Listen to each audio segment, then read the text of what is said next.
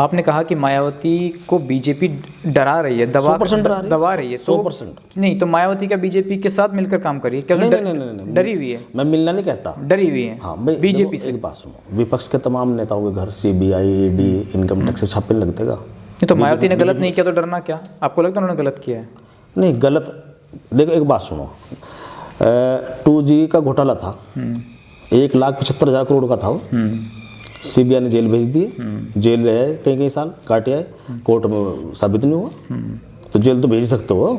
तो मायावती को पुलिस मान लो जो है, कोई भी इन्वेस्टिगेशन एजेंसी जेल तो भेज सके, तो ये तो बात कोर्ट में साबित होना हो। तो ये इनडायरेक्टली आप कह रहे हैं कि मायावती चुप हैं तो वो बीजेपी की वजह से हैं, तो मुझे लगता है ये इनडायरेक्टली बीजेपी की हेल्प हो गई। मुझे लगता है वो बीजेपी का अपना फंडा है, वो तो अपने हिसाब से अपना रास्ता निकालने की कोशिश कर रहे हैं। तो अब जिस समाज से आप आते हैं तो उसका नेता अब क्या मायावती है, या फिर वो समाज अब चंद्रशेखर में अपनी नई एक सियासत को ढूंढ रहा है? मुझे लगता है ये बहुजन मूवमेंट है, ये राजनीतिक पार्टी तो है बहुजन समाज पार्टी, उसके साथ साथ एक ये मूवमेंट भी है, सामाजिक सुधार की एक मूवमेंट है। और ये मूवमेंट डॉक्टर भीमराव अंबेडकर की है, अंबेडकर के विचारधारा पे ये चलती है। और बाबा साहब जब गए इस दुनिया छोड़ के, तो उन्होंने एक बात कही थी कि जिस कारवां को मैं यहाँ तक लेकर आया हूँ, अगर आप लोग मेरे अनुयायी, मतलब उनके जो अनुयायी थे, अगर आप लोग इसे आगे नहीं बढ़ा सकते तो इसको पीछे भी मत हटने देना। ये उनकी बड़ी बात थी। उन्होंने अपना जीवन रहते वारिस तो नहीं बनाया किसी को, वे चाहते अपने परिवार किसी व्यक्ति को बढ़ा देते, लेकिन नहीं बढ़ा। उन्हें पता था कि ये जो बहुजन मूवमेंट है मेरे परिवार में या काबिल नहीं है या इस लायक नहीं है जो इसे आगे लेके चलते, तो उन्होंने वहीं की वहीं छोड़ दी।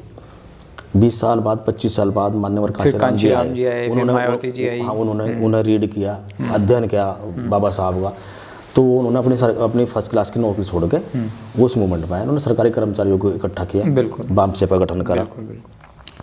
जो सरकारी कर्मचारी थे हमारे शेड्यूल कास्ट कर बैकवर्ड के, उन्होंने ये एहसास कराया कि अगर आज आप नौकरियों में हैं तो संविधान के कारण हो, बाबा साहब के दिए हुए रिजर्वेशन के कारण हो। बिल्कुल।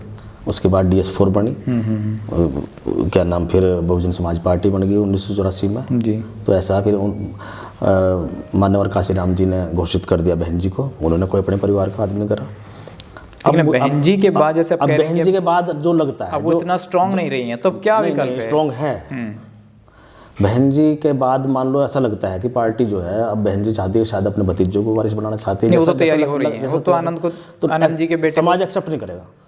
तो क्या चंद्रशेखर को एक्सेप्ट कर रहा है? मैं पूछना चाहता हूँ चंद्रशेखर को लेकर क्या समझते हैं? मैं ये नहीं कहता चंद्रशेखर को एक्सेप्ट करेगा, नहीं वो क्या समझते हैं? ये बहुजन मूवमेंट अपना वारिस खुद चुनती है, हो सकता है शेखर हो। देखिए दो बातें हैं विधायक जी आपके, आप एक तरफ गठबंधन में हैं चंद्रशेखर जी, उनकी तारीफ भी नहीं करना चाह रहे, पर मायावती जी को कम भी नहीं आंकना चाह रहे हैं आप।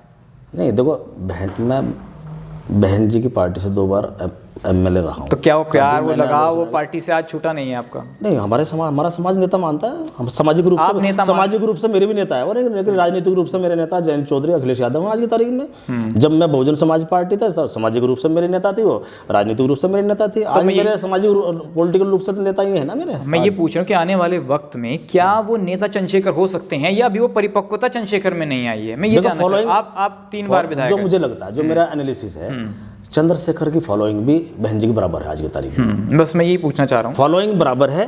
चंद्रशेखर को भी देशव्यापी फॉलोइंग है उसकी, लेकिन अभी उसका जो फॉलोइंग है वो वोटर में परिवर्तित नहीं हुआ। अभी वोटर के रूप में भी बहन जी की सहायता वोटर जो समाज है।